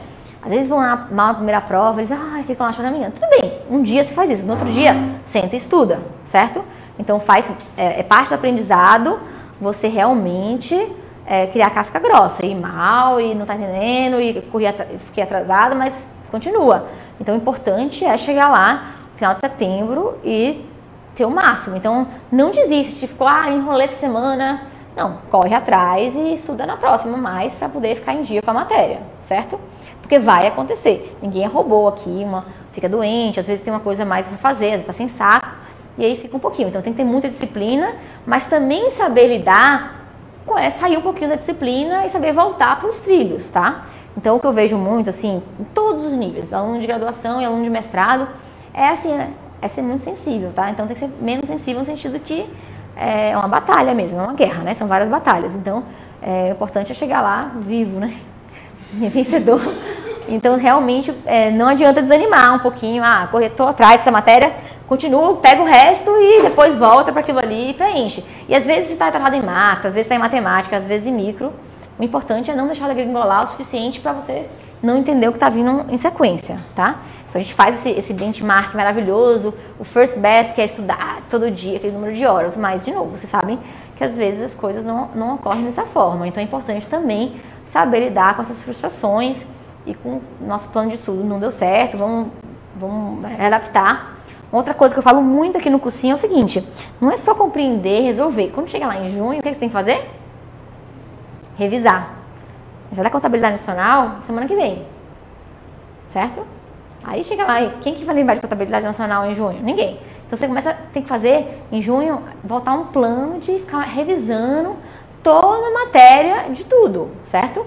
Então isso faz parte também, vou lembrar vocês, mas cabe a cada um montar um programa de revisão aí seu para dar certo, certo? Então não adianta entender a fundo e resolver. Esse choque ele não é tão persistente, aí vai dissipando e chega ali em junho, julho, agosto, setembro, você não lembra mais nada, então tá sempre revisando. O simulado ajuda muito nisso também, porque quando chega o simulado, a matéria é cumulativa, aí você não quer ir mal no simulado, então você já dá uma revisãozinha da matéria inicial, certo? Então uma forma do simulado, além de todo o ganho do ambiente de prova, é um commitment device, né? É uma forma de você se comprometer em voltar a estudar, porque a pessoa, bem ou mal, ela fica um pouquinho assim, tem simulado, vou dar pelo menos uma revisadinha na matéria anterior, tá? Então, acho que isso ajuda muito. Sim? As questões de simulado são elaboradas por você? Sim, mas assim, obviamente a gente segue o estilo Unpack, né? Então, por exemplo, às vezes, eu fiz simulado, às vezes assim, não adianta, às vezes eu gosto de fazer simulado, aí uma questão às vezes fica mais difícil que Unpack, também não tem muito ganho nisso, porque não adianta. Então a gente tenta fazer uma coisa assim, bem estilo Unpack, tá? Então, para ser bem, por a gente, mas assim, é por nós, mas ela segue bem o nível da Unpack, o linguajar da Unpack e tudo mais. Alguma dúvida? Pessoal de casa, pode falar. O João Pedro, ele está perguntando, na sua opinião, quais seriam os principais centros do Brasil na área de macro, especificamente macrodinâmica? Tá. Então, João Pedro, na verdade, assim, eu acho que, pessoalmente, dado o meu perfil, minha formação, eu acho que os melhores centros do Brasil são as duas GVs e a PUC, né? E a PUC Rio, certo? E depois eu acho que vem USP e UNB, certo? Macrodinâmica, assim, essa parte de macro, né? Tipo, recursiva, dinâmica, etc. Tem gente boa nesses 3 centros, certamente, tá? Eu acho que depende muito se você quer uma coisa um pouco mais teórica, um pouco mais empírica, tá? Eu sei que na PUC Rio eu tenho um professor novo de macro teórica, que acabou agora em Minnesota, que está bem animado. Então tem um pessoal lá que é de macro teórica, coisa mais assim, mais moderna. Na IPGE é muito bom, mas ela tem muita gente de teoria também. Mas assim, de novo, macro vira micro, tá? Então, o pessoal de teoria ajuda muito em macro também. E tem a ESP também, que é excelente. Eu diria que esses 3, assim, são os melhores. Mas não que os outros não sejam bons, tá? Mas assim, eu acho que, assim, se pensar assim, onde você gostaria de ir? Desses 3, tá? Mas depende muito do perfil da pessoa também, né? O que ela quer. Alguma outra dúvida, gente? Mas é isso, assim, eu gosto muito de dar aula aqui no cursinho, justamente porque eu acho que é um perfil de aluno muito, muito focado, muito animado e que realmente tem um objetivo depois e tudo mais, né? Então é legal, e eu acho que o cursinho assim, me ajuda muito nessa interação com a graduação, com a pós. Então eu tento fazer muito trazer essa experiência de professora de graduação da UNB, de professora da pós da UNB para o cursinho e vice-versa. Eu acho que são coisas que ajudam muito, tá? Todos os lados. Então eu tento trazer muito isso. Tá? E outra coisa que eu tenho para falar é que realmente eu tento, assim, dar o apoio máximo para vocês. No sentido, obviamente, eu tenho restrição de tempo, né? De atenção e tudo mais. Mas, assim, no sentido de estar disponível o máximo possível para dúvidas. Que eu sei que às vezes fica aquela dúvida ali e você quer tirar, porque senão parece que aquela dúvida fica gigante, né? Então, assim, eu tento responder de forma rápida, para que você consiga evoluir no estudo, tá? Mas a minha dica principal é o seguinte, aqui a gente realmente dá a receita do bolo, os ingredientes, a batedeira, mas você que tem que executar, tá? E tem gente que é capaz de destruir, mesmo com a faca e o queijo na mão, certo? Mas dado que tá todo mundo aqui, já nossa, quem tá aqui ou quem tá gastando tempo assistindo, eu brinco que preferência revelada, preferiu fazer isso a fazer outra coisa, tá? Então já mostra que tem algum comprometimento. Então eu acho o seguinte, se você tem o comprometimento e tem como é que se diz, essa convicção de que você tem tempo a se dedicar, que você vai se dedicar, assim, eu acho que o cursinho te dá toda a capacidade de ir super bem na Ampec, tá? A gente tem, nossa, a gente fica super feliz, porque o pessoal vai muito bem, tá? E porque o pessoal é muito bom também, mas assim, porque o pessoal estuda e a gente tenta dar as melhores condições. Então, assim, é garantido que se fizer o cursinho, você vai conseguir passar na Ampec bem? Não, mas assim, se você tem consciência, não, eu vou me dedicar, eu vou estudar, eu vou usar todos os recursos que eu tenho, sim, acho que é quase que, né, quase que determinístico que você vai conseguir ir muito bem, dado que você fez isso, certo? Então, eu acho que realmente ajuda muito no sentido de te mostrar o caminho, né? Porque é muito conteúdo, né? Assim, só de macro é isso tudo. Só que vocês não tem prova só de macro, né? Você tem prova de matemática, de estatística, de micro, de economia brasileira. Então, assim, é integral, né? O problema é somar tudo aí, que realmente fica muito pesado. Então, qual é a minha dica, assim, né, em termos psicológicos? É não ficar pensando no todo, né? E pensando o quê? Aula a aula. Então, o bom do cursinho é isso, que você não precisa pensar no todo, porque a gente vai chegar lá, a gente garante pra você que a gente vai cobrir tudo. Então, você vem aqui aula a aula, né, de micro, de macro, semana a semana, e vai chegar lá. Óbvio que às vezes é interessante pensar lá no final, porque, vamos sonhar com mestrado, né? Ou então, sei lá, o dia após a prova, qualquer coisa do tipo. Mas ao mesmo tempo você não precisa ficar voltando lá e pensando no todo. Vou seguir, amanhã a aula disso, amanhã a aula disso. Então isso te ajuda muito a não se desesperar e a manter o foco, porque você não precisa pensar em todo esse conteúdo que você tem de macro, todo aquele conteúdo que você tem de matemática, de micro, de estatística, de economia brasileira, certo? Então a minha dica é essa, assim, foca em ir aos pouquinhos e que no final vai chegar lá, ok? É isso, gente, que eu tenho para falar hoje. Se vocês tiverem alguma dúvida agora ou até depois, assim, tem os canais aí de comunicação, eu respondo. Eu sei que às vezes a dúvida surge logo depois, né, que a professora vai embora, não tem problema, isso acontece mesmo. Mas assim, eu realmente torço que vocês façam o cursinho, assim, porque eu acho que, sim, de novo, eu brinco, né, que isso ajuda pra Ampec, mas ajuda muito, assim, pra vida também, porque, vou fazer cursinho só pra aprender? Não, mas assim, é realmente, de novo, eu falei pra vocês, né, apesar de ser um cursinho, apesar de a gente focar na Ampec, eu dou a matéria como eu dou na graduação e como, assim, pensando em ensinar economia pra vocês, tá? Então, eu acho que tentar usufruir um pouco disso, assim, de pensar que a gente tá aqui pra te fazer entender. Às vezes você não entendeu aquele assunto lá na graduação, eu espero conseguir fazer você entender, certo? Então é isso, gente. Muito obrigada. Sim, tem mais uma dúvida aí, eu acho, de casa. O Guilherme está perguntando: quanto às top 4 para mestrado, qual o valor que tem as provas de economia brasileira e inglês? Zero. Zero, tá? Na verdade é o seguinte, em inglês, agora, por exemplo, não, assim, algumas tem é obrigatório você ter algum tipo de, para esses centros todos que é da CAPES, tem que ter algum tipo de avaliação de inglês, tá? Mas é tipo muito básico, então é o suficiente. Porém, você tem que saber inglês para o mestrado, tá? Então, não necessariamente a prova da Ampec. Só que economia brasileira, acho que nenhuma das 4 certamente não cobra, tá?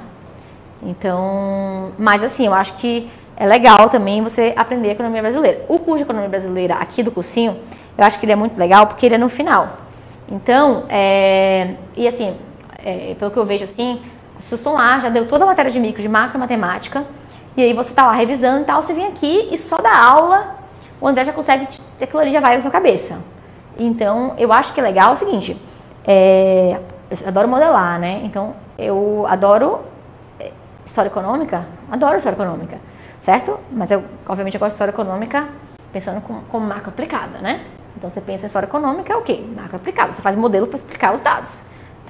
Então é isso, mas assim, então acho que é legal também, é um negócio que não é concentrado, então você não precisa ficar perdendo o foco das outras matérias necessariamente, então acho que vale a pena fazer o curso de economia brasileira também, porque eu acho que te ajuda, sei lá, né, até para entender o país e tudo mais, e principalmente eu acho que é o seguinte, eu brinco o seguinte, eu adoro que o curso é o final, porque, por exemplo, na UNB uma coisa que eu acho erradíssima é que os cursos de história são no começo. Entendeu? Na verdade, assim, se você quer dar a história bem dada, você tem que dar... Obviamente, se você estuda modelo economia, você quer explicar o que aconteceu. Então, como é que você vai entender o que aconteceu se você não tem nenhuma ferramenta econômica de modelo para resolver? Para poder explicar aquilo ali. Então eu acho isso meio doido. Então eu acho que o curso de história tem que ser depois, porque depois você aprendeu o micro, aprendeu o macro, você consegue explicar história econômica usando essas ferramentas. Então eu acho super legal que o curso é no final. Você sabe micro, sabe macro, e você consegue ter essa visão, né? Encaixar e pensar em modelo, certo?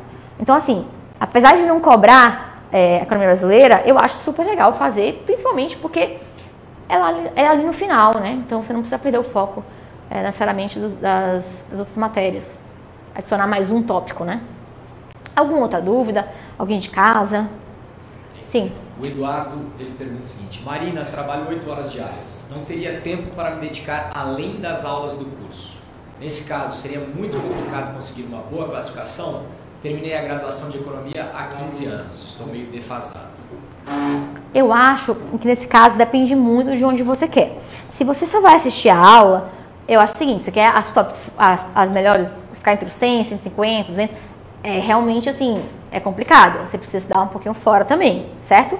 Mas é o que eu falei, cada um tem a sua restrição e sabe o que quer. Então, já tivemos alunos que queria PIMES e para ele o cursinho, ele assistiu o cursinho online e conseguiu entrar no lugar que ele queria, que era o PIMES e tudo mais. E mandou mensagem agradecendo, que o cursinho ajudou muito e tudo mais. Porque ele trabalhava, não tinha tempo para estudar fora, então só assistir as aulas já fazia. Você quer ir para ficar entre os 100, 150, 200? É difícil se você tem 15 anos que terminou a graduação e se você vai só assistir as aulas. Mas se você quer um centro que vai chamar depois disso, é possível sim, porque de novo, a gente resolve todas as questões. Se você realmente focar em assistir as aulas, você consegue talvez uma classificação que te permita ir para alguns desses centros que talvez seja a sua escolha, não sei dizer. Alguma outra dúvida?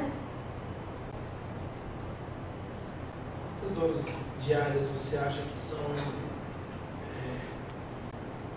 Quantas horas diárias você acha que vai ser suficiente para você conseguir dar conta de todo esse conteúdo em 8 meses, fora as aulas aqui? Então, essa pergunta que eu não sei te responder, porque varia muito de pessoa para pessoa, né? De novo, tem gente que senta e fica estudando 6 horas e não aprende nada, porque ficou pensando em outra coisa, tá? Ou porque ficou lendo a mesma frase 10 vezes. Então, assim, depende muito da forma de estudo. O que eu penso é o seguinte: você tem que trabalhar com as suas limitações. Então, você tenta ser super eficiente no estudo. Então, sei lá, escolhe uma hora para estudar que sua cabeça já não esteja mais... que sua cabeça seja fresca, já, não assim no final do dia. Obviamente, às vezes você não pode, então bota na hora do almoço, ou sei lá, né? Ou, às vezes menos tempo, mas mais focado, é mais útil. Então, eu não consigo te responder quantas horas, tá? Depende muito das suas habilidades específicas, da sua bagagem, do seu foco, do seu método de estudo. Precisa estudar fora para poder ficar numa qualificação boa, assim? Precisa. Quanto? Depende muito de como você é. Tem gente que, às vezes, é bom de fazer questão, então faz questão, já consegue entender as coisas e vai. Tem gente que não, quer ficar se sentir mais seguro, se entender um pouquinho mais da teoria, então depende muito. O que minha sugestão, né? Vai sentindo um pouquinho, assim, porque o meu ponto é o seguinte: a gente vai fazendo tópico a tópico. Então, você vai estudando, você vê, poxa, eu não estou conseguindo dominar, então eu preciso estudar um pouquinho mais. Então, ou mudar a forma de estudo, certo? Então, às vezes, não é nem mais tempo, é ser mais eficiente tendo aquele tempo que você estabeleceu. E você vai adaptando e vai vendo, entendeu? Então, acho que é isso. É difícil falar isso pra... Varia muito, né? Cada um tem gente que estuda de manhã. Eu, por exemplo, sou uma pessoa que funciona super bem de manhã. De noite, não mando fazer nada. Olha que eu tô dando aula agora, né? Mas, assim, dar aula tudo bem, mas não me manda assistir aula que eu não aguento, tá? De noite. Eu teria dificuldade, porque eu acordo 5 da manhã e vou fazer minhas coisas, entendeu? Porque é quando eu funciono. No doutorado, eu ia dormir 8 da noite. Meus colegas ficavam até 1 da manhã, meia-noite, mas eu acordava 4h30. Então, assim, quando funcionava pra mim. Por quê? Tava tudo escuro, tava todo mundo dormindo, ninguém ficava me incomodando. E aí eu conseguia fazer as coisas. Tem gente que gosta de virar a noite estudando, tem gente que quer estudar meio-dia, o que seja. Então, você tem que fazer o que funciona pra você, tá? Então, não tem uma receita única. Alguma outra dúvida? Bom, gente, é isso. Assim, eu realmente gosto muito de economia, então eu espero que vocês gostem tanto quanto eu gosto e que a gente possa continuar aí, que vocês possam ir super bem na Ampec. Tá comemorando aí em novembro, né? Muito obrigada pela atenção de todos, vocês que estão aqui, vocês que estão em casa, tá bom? Obrigada.